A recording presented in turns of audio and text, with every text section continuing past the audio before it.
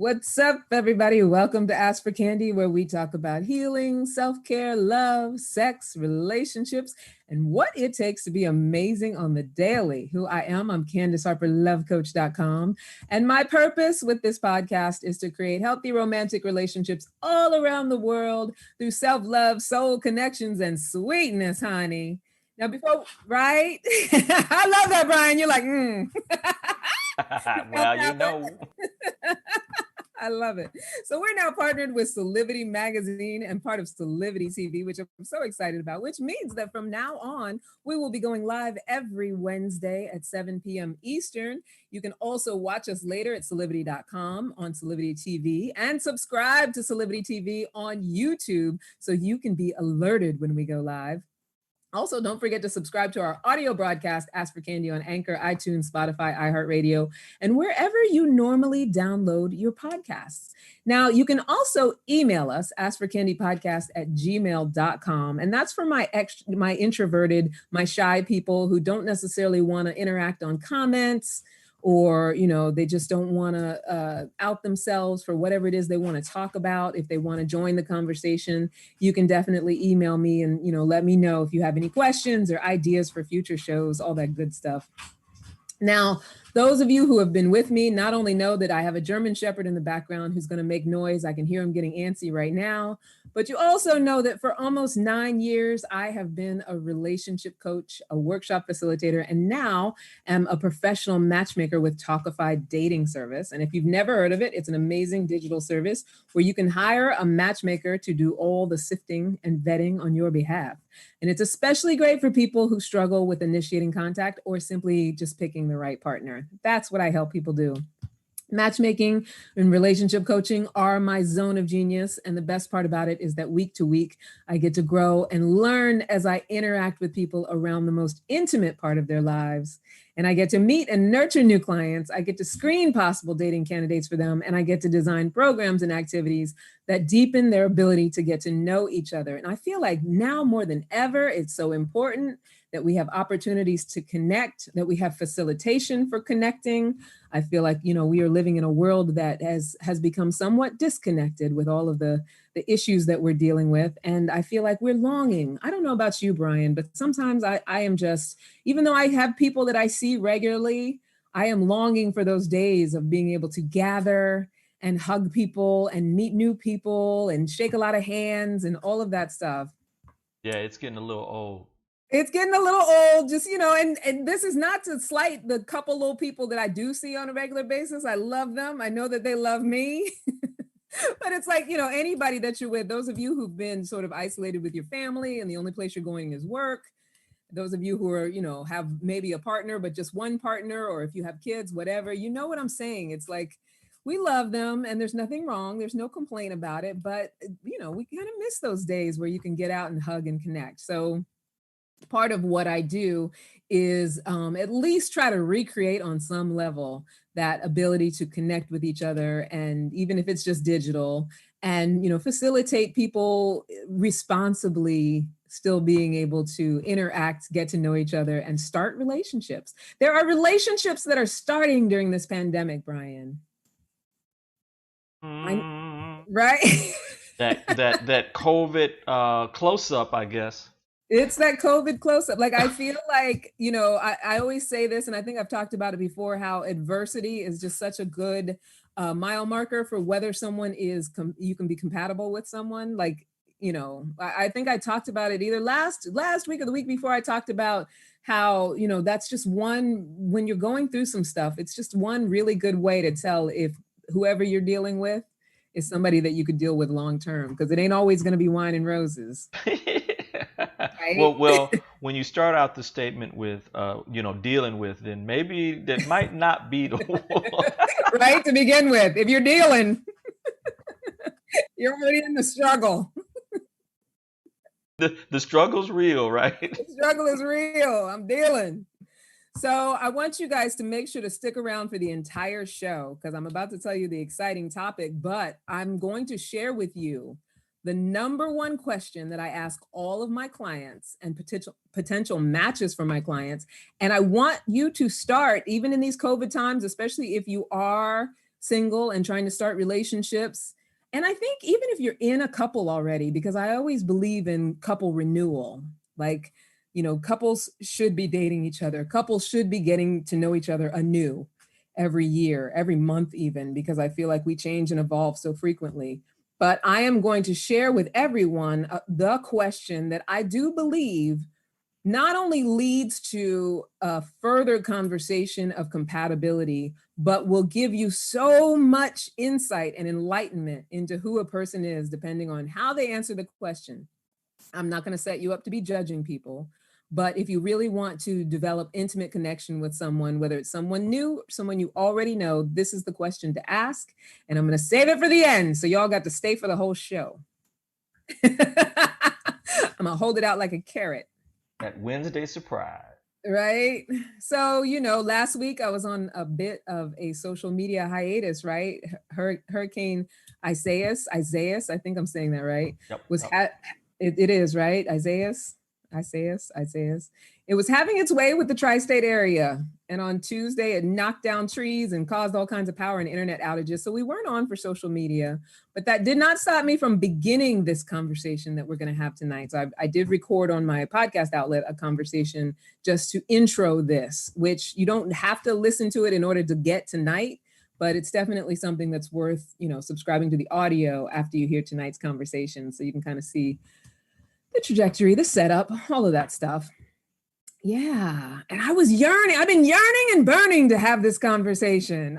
This has been like a hot button thing for me ever since I started listening to some of these other dating gurus.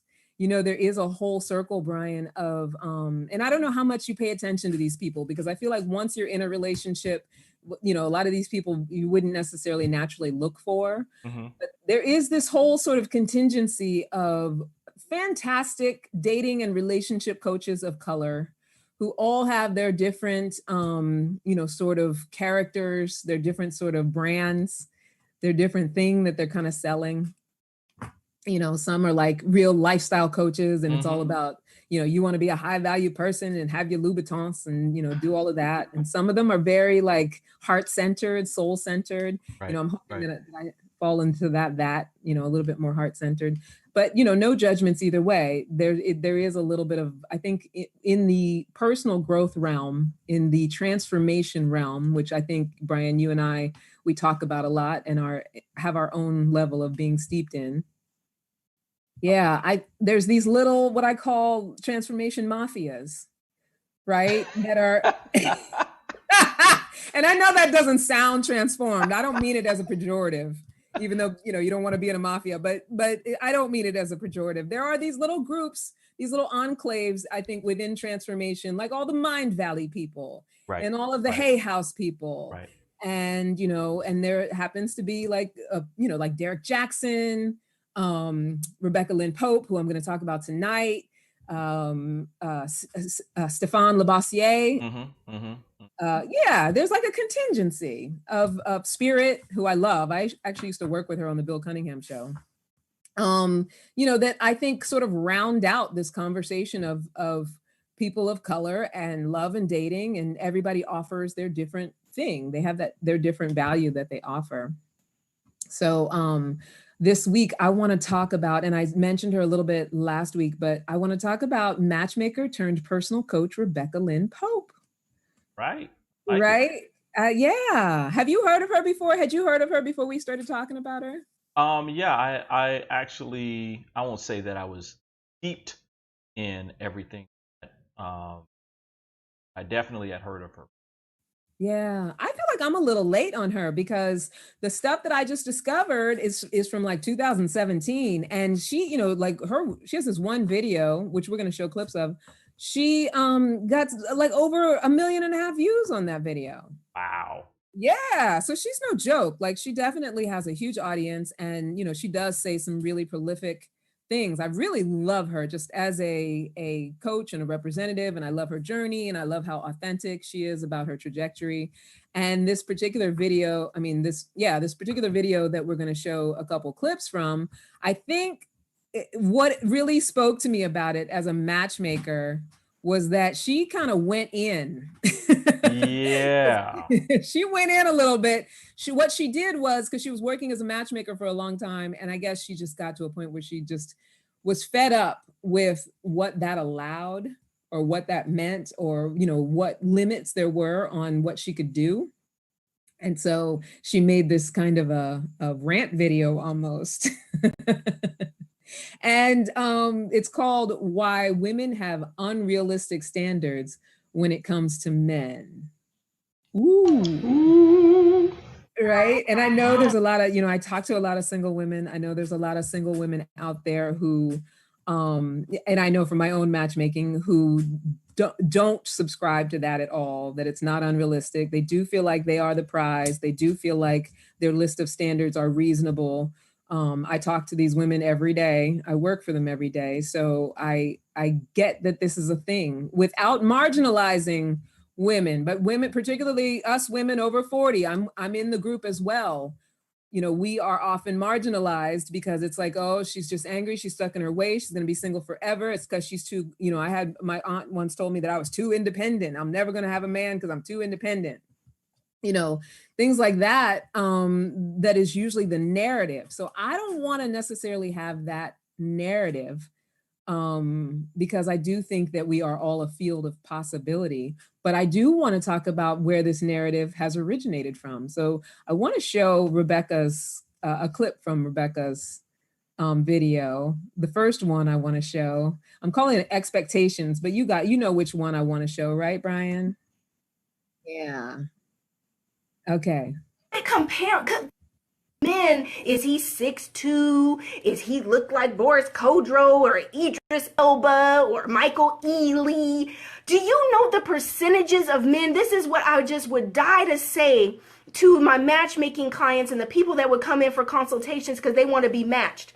And they're coming to me. I'm sitting here just being a good woman. So I'm thinking, these women just want to be married.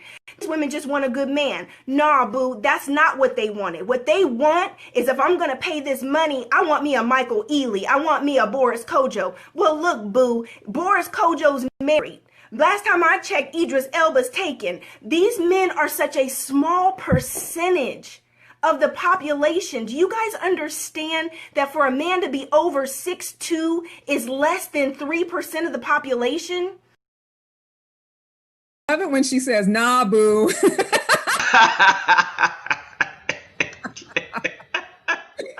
hilarious. And, I love the emotion with which she approached doing this video and how she just kind of laid it on the line. Because I've been there in, talking to clients, and it's not just women of color over 40. I'm talking to, women over 40 in general. Yeah. And I've been there feeling that level of frustration, but needing to temper it because I want to be cause for transformation rather than a shamer or to make them wrong or, to get into it with them. Right. Right.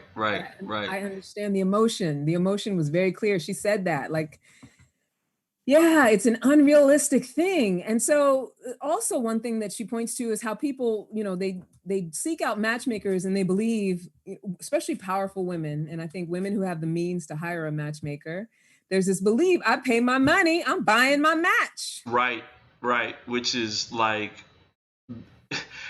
funny because it's the same kind of attitude that men have toward women.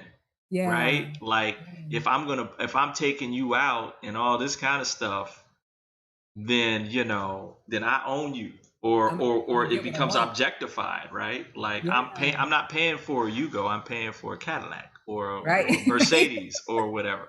Yeah. Like, I'm buying lobster, I'm getting the full treatment I deserve. But it's true. I mean, as people, we have such an entitlement when it comes to, our investments. But that's where we get into a little bit of trouble because, what you're really paying for, whether it's that you're going to a matchmaker or a coach or, and whatever kind of coach, what you're really paying for is someone to support you in your transformation. And that's where I think we get stuck, is we think that if we're paying our money to anything, that it should be like ordering from Amazon or, from a catalog or something, that the specs should be in order. If I come with my list of requirements, my list of standards, then if I if there's been money exchanged, then that's what I shall get. Right. Is, from what I want for my money. And so, what often happens is a great deal of disappointment and struggle and being in a cycle of, I'm going to be single forever. And, also making ourselves wrong because you feel like a statistic, single woman over 40, single woman of color over 40. Like, how many of us are there? And how many of us are there under the narrative that we're bitter and that we're, our standards are too high and we're walking around narcissistic thinking we're the prize and all of that stuff. So we want to put an end to that. Obviously it's a transformation, it's ongoing. But the reason I wanted to start this conversation is because there is a way out of it. And I believe there's a cap for every bottle. I am at a 10, from 0 to 10, with my belief that even for myself and for my clients and for my coaching clients as well, that 100% that ideal relationship exists and it's possible. It's just a question of whether we're willing to get out of our own way about it. Right? I like that. That. Yeah. I like for every bottle there's a cap. I like that. It's the first time I heard that in a minute. Right. I actually stole it from a friend of mine. She used to always, a cap for every bottle. She used to always say that. But I believe that to be true. That people want to go into the statistics and all of that stuff.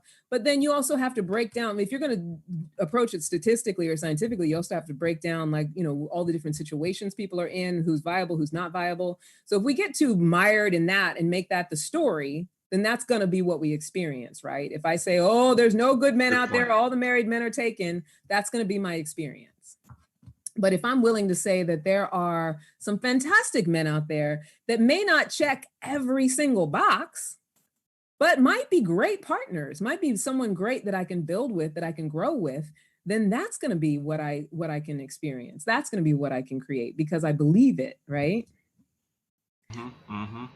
Yeah. So later on in the video, which I think she'll touch on a little bit in the next clip that I have from the Rebecca Lynn Pope video, she talks about how we're so conditioned to believe that our love history, she didn't put it this way, I'm paraphrasing, that our love history is basically a collection of do's and don'ts, right? So we think, okay, I've been through this, I've been through that, so let me make up the rules as I go along. And we think that's us learning from our mistakes, right? Like, I'm going to make up rules based on what I've experienced. So I had a client who actually said to me, my ex-husband was an engineer and, we had a really bad time. So I definitely don't want to be matched with an engineer. And in fact, she took it even further. She was like, not only do I not want to be matched with an engineer, but my father was a lawyer and I know I can handle lawyers.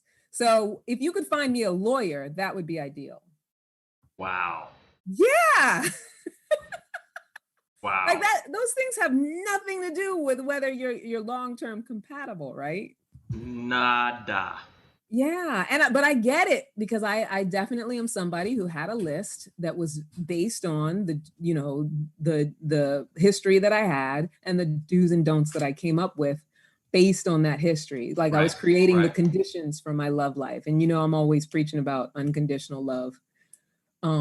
But this is how we create the conditions that get in our way, right? So if he doesn't come under these conditions, if he's not 6'5", and like Rebecca Lynn Pope said, looking like Boris Kojo, making six figures, and doesn't say words that remind me of my father, or like we just come up with stuff, or has a certain kind of job, or lives on the east side rather than the west side, is only 20 minutes away as opposed to 40 minutes away.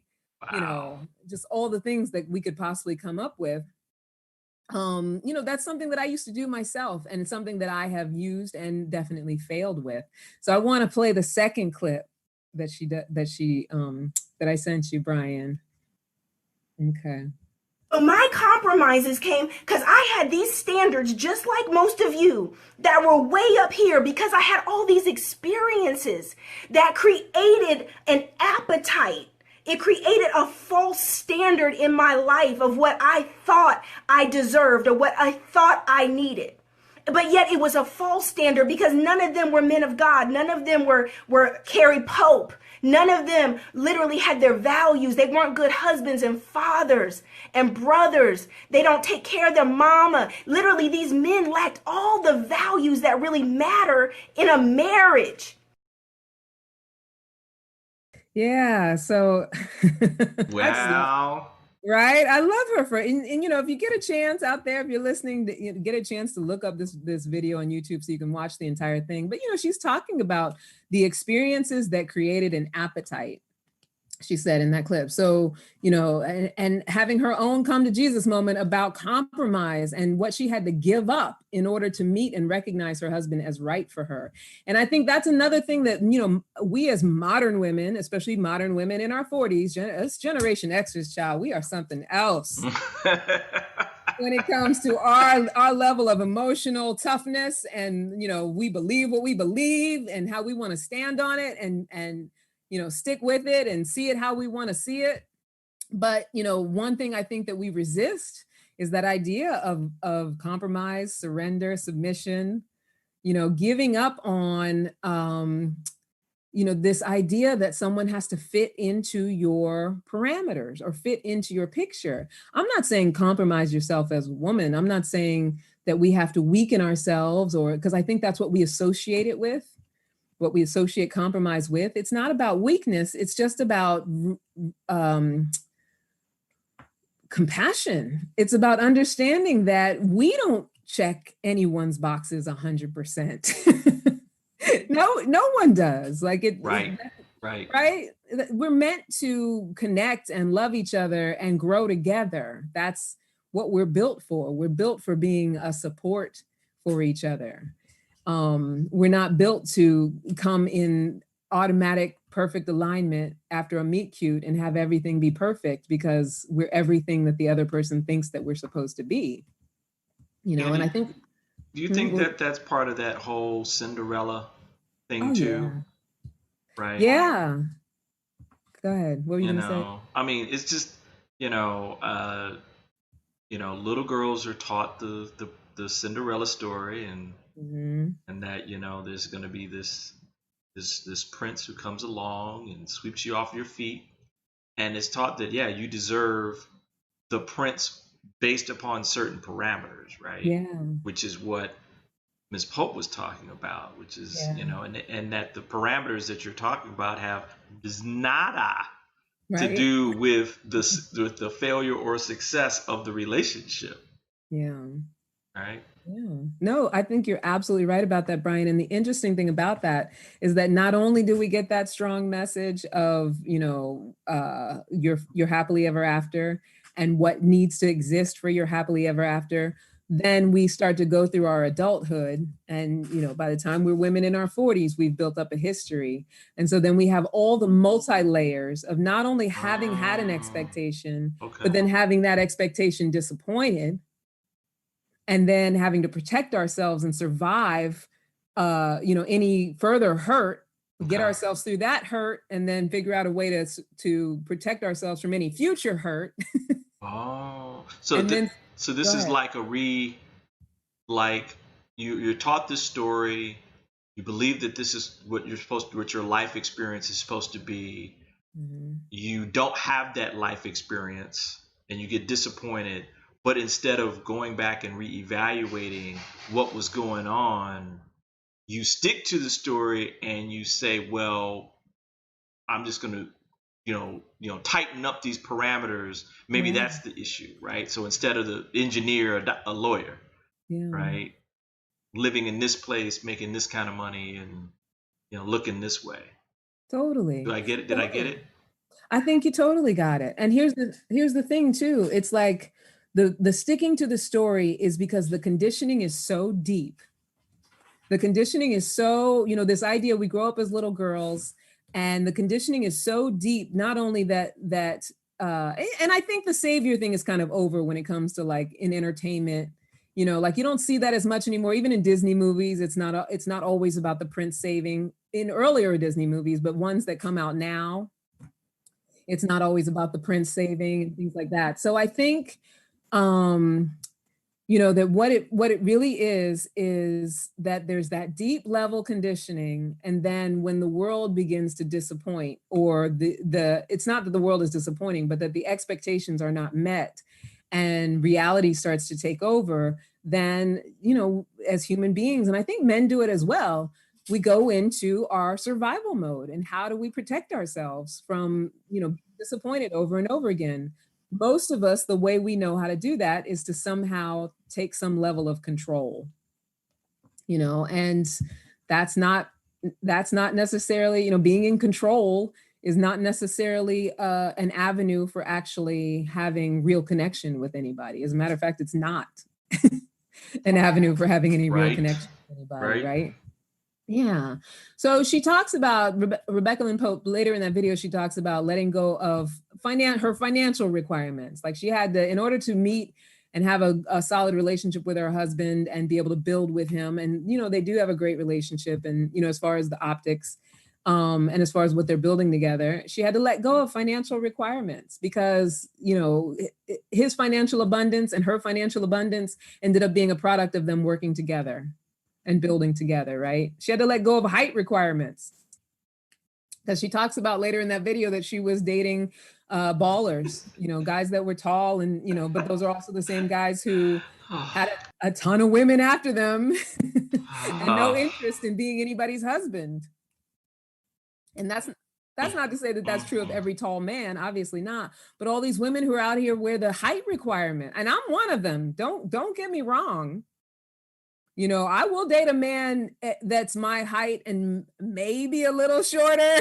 And that, for me to be able to say that is part of transformation, because I went most of my life that a guy could get away with a lot if he had some height. Really? Yeah, I know that sounds crazy, right? It's hard to imagine me in my transformed state, that there was a time that, yeah, a man who was tall enough could get away with a lot in my life. Yeah. And so, you know, I talked about, you know, when I did the audio recording last week, I talked about being raised to be a wife. And me and my sisters were raised to be wives. That's what we were taught to be. And in as much as I know what it takes and, you know, what's to be done, because that's what was modeled for me, I rebelled against it my whole life. And I did mention about how most of that was because, and my family is a married family, like everyone is married in my family, even an extended family. But I didn't have any women in my family that are examples of happily married, satisfied and married. So, and this was when I was young, something I observed. So, you know, I rebelled against marriage for most of my adult life, but still walked around with those hard standards of, you know, he's got to meet this, he's got to meet that, he's got to meet this. And then I had to learn, well, he meets this standard, but then all this is falling apart. So clearly that doesn't work. So how can I control it even more? You know, it's a multi-layered conundrum. I think that, you know, for a lot of women, myself included, you know, you wake up and you find yourself feeling kind of like a statistic, or it's possible to wake up and find yourself feeling like a statistic. And in order to combat the narrative and really have a real conversation, you know, what I wanted to do was talk about how it's possible to have a love chrysalis. To be right.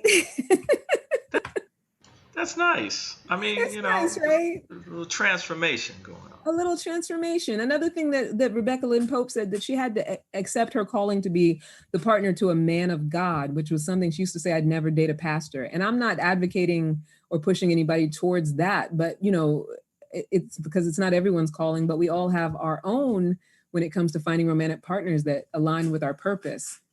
So things like that. In short, she had to recrystallize and transform who she was being in order to attract and create the love that was right for her.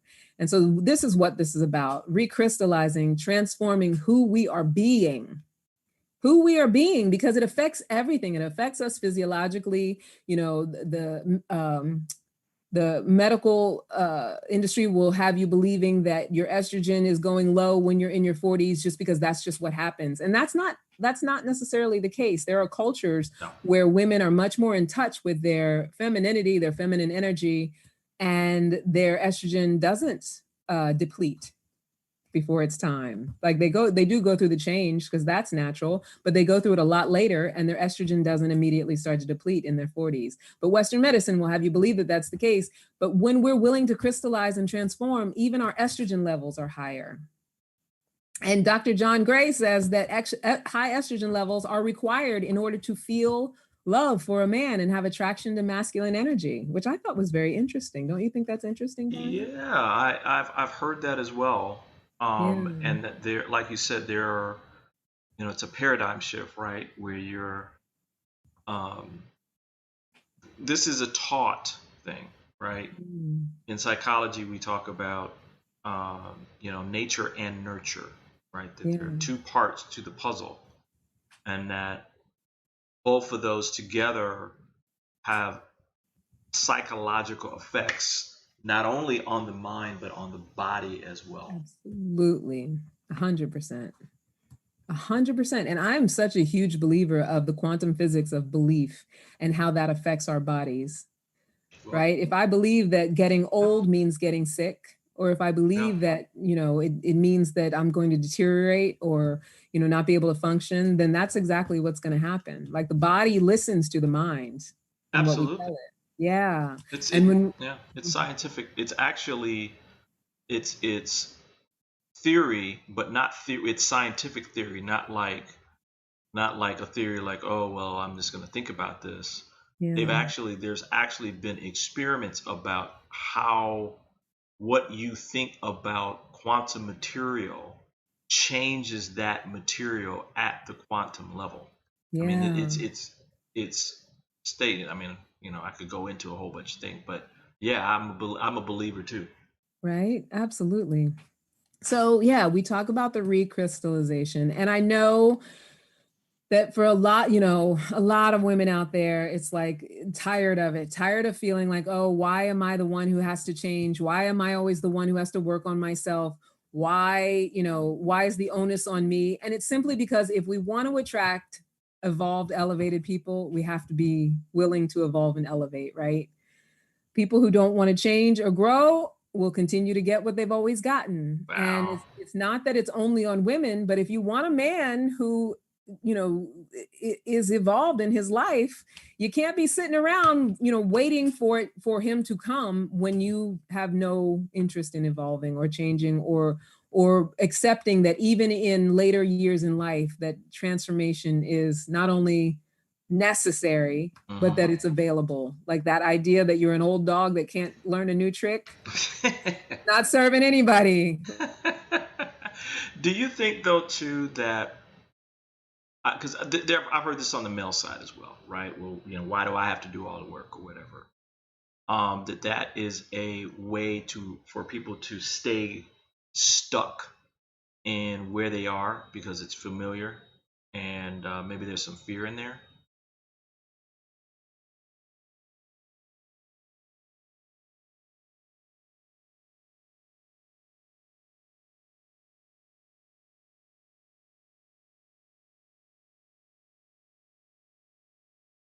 Everyone, we have a little bit of a technical issue. I'm going to wait for Candy to come back online. Just stay tuned.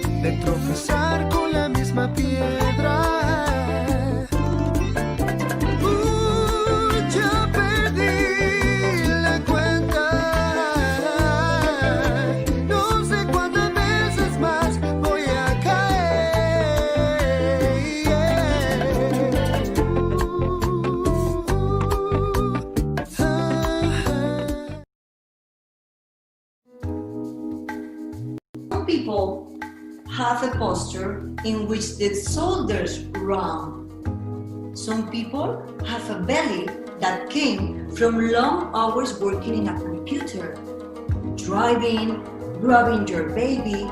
The posture change with your lifestyle. So we have to reprogram our posture in order to have a better lifestyle. So what is important here to know? Our world, the house of our body, with the roof here, the diaphragm, with the pelvic floor that is the ground, and the whole core muscles are the walls of the house, have to work properly in order to have a good posture and a good movement. Watch Body Fit with Alexa Marine every Monday and Thursday at 9 a.m. right here on Solidity TV.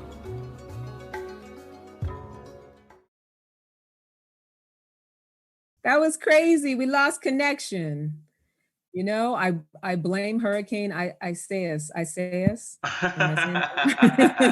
look, this is a live streaming show. Yeah. Anything and everything can happen, y'all. But we appreciate you still sticking around. So yes, hopefully you're still with us or jump right back in with us. Do you think with Brian, with the Facebook shares, do you think it'll just come back? It looks like we just came back, so that's good. Yeah, we've been streaming. We haven't stopped. Awesome. All right, cool. Yay. I'm back. All right. So yeah, like I was saying, we're talking about allowing love and abundance, whatever that looks like for you. The Love Chrysalis, how women over 40 go from lonely to in love. And so this is not necessarily a get a man conversation. Obviously, I'm going to have to do it with velocity because now our hour has gone by really fast. But it's a let's get our love lives right conversation. So, you know, we want to attract and allow from love, from being filled up and ready to overflow with, you know, feminine energy onto someone who's ready to receive and reciprocate it, right? Enough with trying to, you know, overfunction and overdo with someone who's not ready and not knowing how to recognize that and not knowing how to attract that. So this show is all about truly understanding that our love lives are not a consequence of the state of manhood. We appreciate that. Yes. On behalf of all men. We need to stop blaming men. We need to stop saying that, you know, because men ain't shit and all of that stuff. Our love lives are not a consequence of the state of manhood, the state of dating, or even the state of the world. They are a product of our long-held beliefs. And if you believe like I do that your beliefs create your reality, then let's talk about what it means to allow our chrysalis. And let's do it together. Let's do it together, ladies. Woo! Right? Across lands, we can, you know, join connectively through osmosis and allow our chrysalis. So tonight's list is short, but it's meaty. I only have 3 things that are the most important things that are that will support all of us in transforming from being alone to being in love. And by in love, I mean, you know, if it means that you're at a place where you need to just be in love with self right now, it's that. And if you're at a place where you are in love with self and you're really ready, you feel really ready for that partner, it's that. Whoever that partner, whatever that looks like.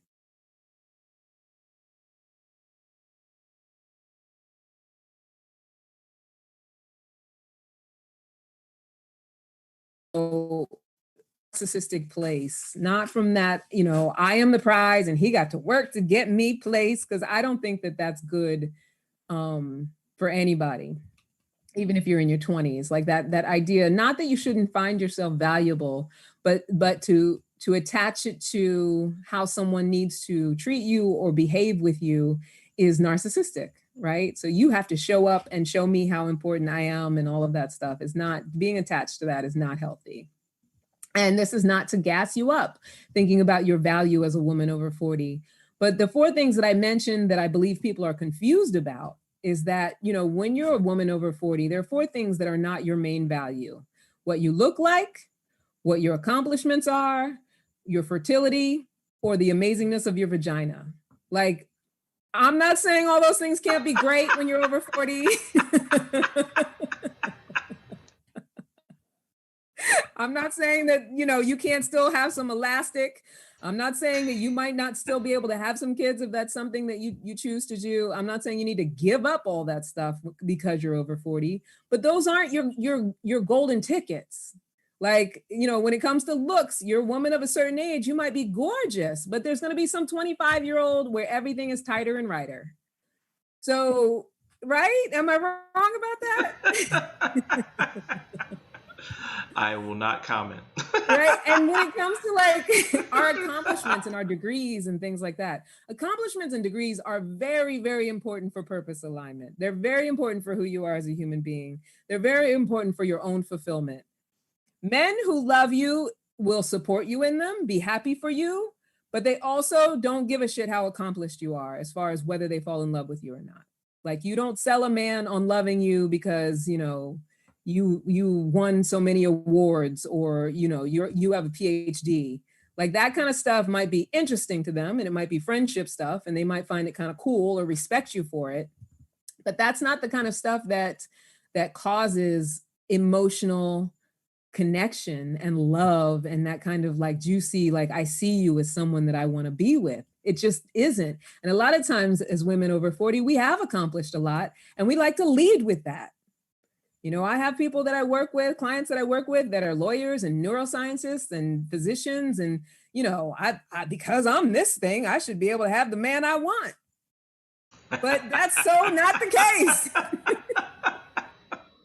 Because first of all, you got to eliminate the men who are intimidated by it. And that's a small contingent of men. Then the men who do respect it, they respect it. That doesn't make you sexually attractive to them. It doesn't make you chemically attractive to them. It doesn't make you emotionally attractive to them, because it doesn't really serve how it makes them feel to be with you. So that, you know, I think most men who are powerful are kind of indifferent to that sort of thing, or they think it's great, they respect it, but it's not like, oh, it makes me feel good that you were able to win a Pulitzer when you were 38 before you met me. Like, I don't think that they see it that way. What do you think, Brian? Am I making that up? No, I think that it's you know, depending upon the man, right? Yeah. You know, if it's an educated person, they might be like, wow, that's really, you know, they might find it interesting. Yeah. But that can't be it. Yeah. That can't be it. You know? Like, it's not the selling point. No, it's I'll put it this way. It's an entry. It can be used as an entry point into further discussion about the depth of who you are. Yeah. Right? That's a good point. You know, I mean, I'll say, wow, okay, it's an indicator of what's possible, but it is not the end all. You know, I've dated women who've led with that, and then that was it. Like, yeah, I'm this person, and I'm looking for somebody similar, and that's it. I mean, like, it's all about ambition and job, and, you know, from that point, what can we build in that realm? Yeah. But it's not the other stuff that I'm pretty sure you're going to be talking about. Yeah. You know? Yeah. And I have a list. I always got a list. Oh, yeah. And you can tell me, you know, if you agree, co-sign, and if not, you can tell me, Brian, if you think that it's true as well. When you think of your own, if you have single male friends, which I imagine that you probably have a mixture of like married and single, right? Yep. Absolutely. Yeah. So here are some things that I really believe are for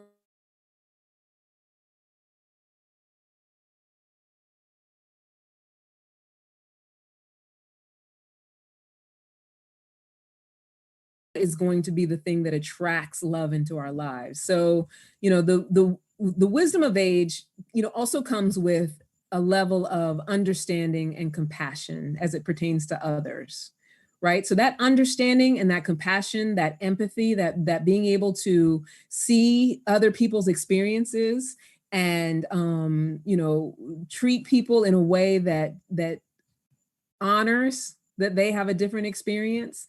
That's something that comes with maturity and understanding. And so being able to cultivate that in yourself is something that attracts and connects to love. Like being able to say, you know, oh, I get it. Like you're talking to him, let's say you're talking to a man who is a single dad because, you know, maybe his wife passed away. Oh, we lost the connection. So I'm going to repeat it again. The wisdom and the understanding and compassion, it comes with the wisdom of age as it pertains to other people, the empathetic view. I think that is a big selling point for women over 40 when it comes to love and connection. the fact that you can have empathy, you can understand, what another adult is going through, whether they're a parent or whether they're, whatever it is that they're going through, career stuff, you can get each other on that level. So, that also goes with your emotional maturity. And, when we're willing to cultivate that, we understand that patience is required to deal with other people. We understand that it's not always going to go exactly our way. And I'm not saying all women over 40 understand that. I'm saying that when you are over 40, these are the things that you want to be cultivating and understanding and transforming in your life to get to that understanding. That's, the point of all of this, so that you can have that loving connection. Our ability to partner up and collaborate and trust on things. Like, you get to a certain age and you've worked enough jobs, you've had enough career, you got enough friends and family that you know how to partner up. Whether you do it all the time or not is a whole nother story, but that's the thing to look at. Am I so controlling that I don't trust others, that I don't collaborate?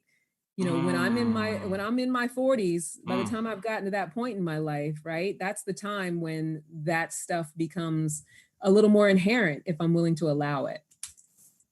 Right. I mean, I'm definitely somebody, I'm preaching to myself, because I'm somebody who, even though I've had a lot of collaborative work in my adult life, not much of a collaborator until probably the last 10 years. And even then, it's still a journey of learning and trusting other people and, being able to partner with people. But that's what comes with maturity as well, right? Yeah, we were talking a little bit about that earlier offline.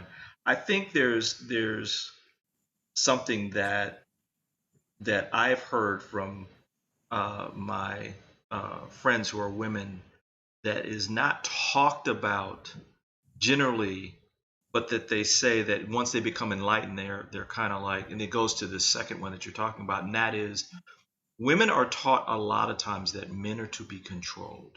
Yeah, they don't know what's so good true. for them.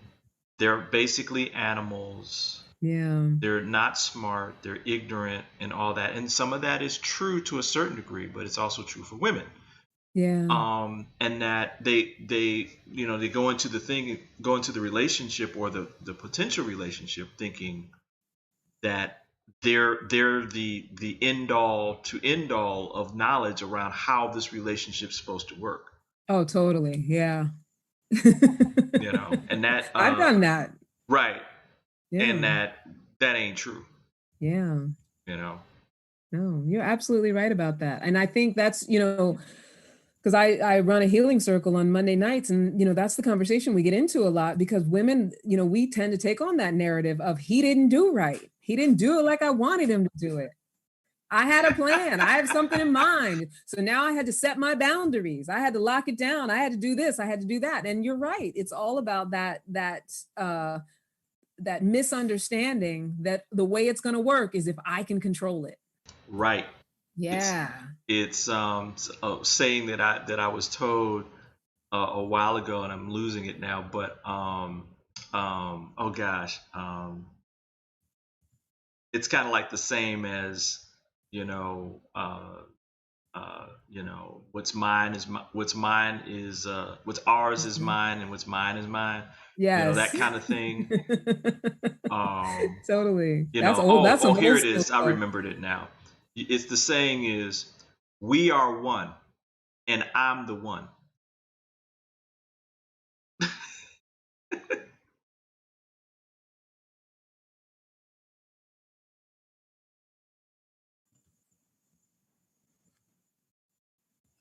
Did I lose you again? Yeah, we lost a little bit. So everybody's still hanging out. I love it. It's all right. You got storms coming through a little bit. Well, there was storms earlier, and I think it messed with the connection outside. Gotcha.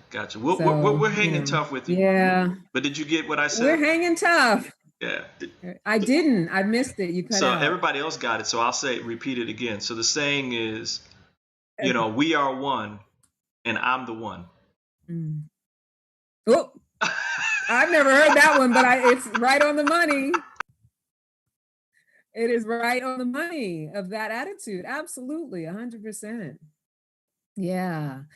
So, I have a few more too. I just don't like, this hour goes by so fast. I know. Another thing I think too is, right, another way that we are valuable as women in our 40s is our femininity and self-expression. So if we allow it, which, I feel like a lot of times, with my clients and with women who are still in that space of trying to get all their boxes checked, they're not allowing it. But when we allow our femininity, our feminine energy, our self-expression, when we are in practice in our lives of doing things that raise our estrogen back up, like I've been doing things like, taking belly dance classes and, doing yoga, because that's a somatic way to raise your estrogen and being sort of in touch with, right? In touch with my feminine side and my emotions and allowing my emotions, feeling them, talking about them in a way that I take responsibility for them, but that I can talk about them, sharing authentically. Those are all feminine energy things. And men can do them as well, because we all have feminine and masculine energy. But I think we sometimes default to masculine energy. And it goes back to what you were talking about, Brian, with the control thing. That wanting to control it all is a very masculine energy way that causes usually a lot of bumping of heads in a relationship, right? And it also is very off-putting. Yeah, and for someone who comes with masculine energy, like a man who comes into your life and has masculine energy or is healthfully in his masculine energy, if you're also in your masculine energy, it's very off-putting. It's not an attractor. There has to be that opposition of the feminine and the masculine in order to have love attract, right? So there's that. Then there's also women in our 40s, our physical health and wellness. The physical health and wellness piece, right? It's so important because yes, we are women of a certain age. And so there's that factor, but also it's what supports you with the chemicals in your brain, your hormone levels, all of that stuff, your sexuality, still being able to find attraction. We think that attraction is something that, because someone, it's like, because someone puts something beautiful in front of us, we think, okay, because we appreciate it, it's that beautiful thing that's causing us to feel what we feel. But really, it's what we believe about the beautiful thing that causes us to feel what we feel. Preach. What's that? I said preach. Yeah. Right? So, when you meet a man and you're like, and this happens a lot with people that I match, I didn't feel the chemistry. There's no physical attraction. There's no this, because he didn't check all the boxes. We have to be willing to look at, what am I believing about what my match is supposed to be that has it that I can't be physically attracted to anybody? Like when you've gone out with like 20, 25 people and you didn't feel any chemistry or sexual attraction or physical attraction with any of them, you want to be able to question yourself, like, what's going on in my mind that I can't find that anymore? And it's not because of age, it's not because you're old, it's because there's a belief system that we develop over time. And if we're not cognizant of it, if we're not aware, it takes over and we stop being able to be attracted. If we decided, we don't have the motivation of, let's say, wanting to have kids, like women in their 20s, their early 30s. So then that's a motivator to stay in a belief system that I'm attracted to other people. Right. But once you're older, you don't have you don't necessarily have those motivators. And so it is up to you to generate, what do I believe is attractive? What do I think when a guy is funny, it's very sexy. It's very sexy if a man is funny. And, he doesn't have to look like an Adonis, right? To be funny. So it's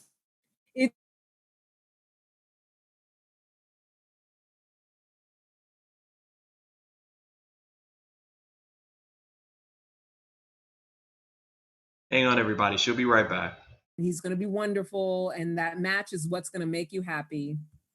What I'm saying now might be like ridiculous for you. But if you understand that your participation is required in your own happiness and fulfillment, and you want to transform your life in that way, then what I'm saying is something to support that. This hour goes so fast, Brian. I know. Maybe I have two more. Okay, two more things. Go for it. And then, and then we're going to close out. So healing the past. I talk a lot about healing the past. And we talked earlier about coming up with a list of do's and don'ts based on what we've experienced from the past. And then we try to construct our list of standards from that list, right? So, and I also talk a lot about forgiveness. It's not just forgiveness, because I think a lot of women in our 40s, we understand what forgiveness is and we've done it, or we feel like we've done it. It is a big component of healing the past, but it's not just the letting go of the resentment. It's also letting go of the behaviors that I adopted based on how I felt victimized. So we develop that list. We develop these behaviors thinking that they are going to be the thing to like help us through, and that they're going to be the thing that's going to, if we tighten down our standards around them and come from a fear-based place, that's going to have us have somebody that gives us a different experience. And we're so wrong about that. So that's how we have the past dictate the future, is by using the past to inform what we're looking for in the future.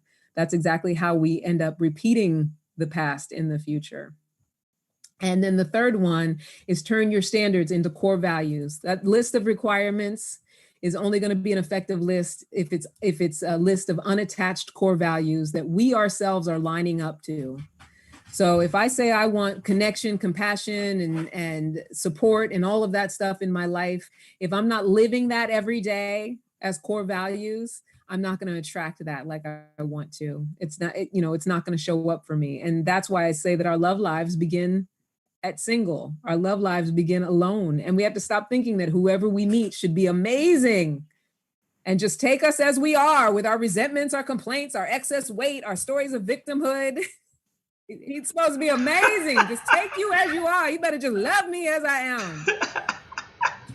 You got to think about, if things like compassion, joy, health, communication, family are important to you, then those are the things to be focused on aligning with, especially as a woman in your 40s. Aligning with those things in a healthy way so that you can attract them in another person. What we focus on grows. So if you are busy focused on the dumb stuff and focused on the money and the standards that don't foster connection as a woman over 40, and like Rebecca Pope said, thinking you deserve a 10 when you're a 6. And I don't mean that to be harsh on anybody, but we got to understand that no matter where you are in life, there's going to be imperfections about you. And as you grow into life more and more, if you're willing and honest about it, I have things in my 40s that I did not have in my 20s that came along with the life that I've experienced. I'm not going to tell you all of them because everybody don't need to know my business. Oh, come on, Candy. Tell your business. I can tell you, I've dealt with some money issues that I'm recovering from. And, I had a hell of a lot more hair when I was in my 20s. Like there's just things that we build up over our lifetime. And when we love and accept those things about ourselves, and we get okay with those things, and, turn our value where our value lies and focus on that, that's what we get to grow and attract. So turn those standards into core values. And I definitely want to make sure to share the question that I mentioned earlier at the top of the show. But first, here we go, y'all. Here we go. But before that, I do want to make sure to let everybody know that this Sunday morning, I'm facilitating a workshop all about this chrysalis, and I'm really going to deep dive into it. We're going to do exercises and everything. It's going to be a full coaching session, along with the Spirit of a Woman Development Center as part of their Wake Up Everybody Transformational Series. That is on Sunday morning, and I will put links. I should have given you the link, huh, Brian? So you could put it in the Chiron. Yeah, but is it going to be? It's going to be on your website, right? It's going to be on my website. I'm going to also try to go around and put it in the comments of the posts of wherever this video is. Yeah. But and it's free. So on Sunday morning, and then there'll also be replays. And I'm going to go through the full curriculum of this Love Chrysalis. Oh, I love it. Yeah. And so here's the question that I ask all of my clients. I ask all of the matches, and I believe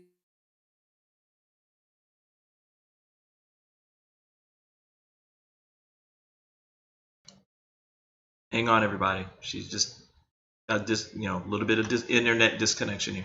That person deserves your time and attention, at least to explore what's possible. Okay, we missed the question because internet kind of phased out a little bit. Can you repeat it? Oh, no. I know. We're hanging with you. We're hanging with you. Right, you're hanging in there with me. The question is, what are your core values? Yeah.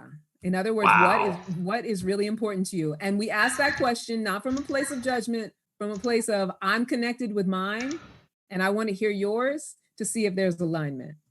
Wow. And if there's not, it's okay. But if there is, that's somebody that's worth getting to know further, exploring where it could go. Wow. I like that. Yeah. Do you like that? And you can ask somebody you're already with. Mm-hmm. You know, because the core values, they can evolve and change. And you may get a surprise. You might get a surprise. You're like, oh, I didn't know that's how you felt. Yes. But I guess I got to close out now, don't I? We're like right at time. Are we right at time? Yeah. Okay. Anyway, I like it whenever you get to plug what's coming up with Solivity TV. I know we have different shows. You guys got to go to solivity.com, find out all our shows. There's so many great shows that are out. D'Angelo's show, Javier's show, Francesca's show. And I know there's a lot of great workout shows and stuff. Check us out. Instagram at Ask for Candy Podcast, at Candy Love Coach, at Solivity Magazine. Follow us. And Brian, thank you again for another great week. Absolutely. This is always fun. So much. Yeah, I'm so sorry about the internet connection thing. It's beyond your control now. I mean, everybody was hanging out. I love everybody out there. I love our community. I love you guys too. Thank you for hanging in there with us. And, we'll check out the replays. Feel free to leave your comments. I will come back and interact with you should you choose to do so. But until next time, never forget that you are a love machine. And if you ever start to feel like you aren't getting the love you need, just make some more and ask for candy. I love you guys. Bye. Thank you for watching Ask for Candy with Candice Harper, right here on Solivity TV every Wednesday at 7 p.m. Solivity Magazine brings you the best in inspiration on Solivity TV. Check out our new shows.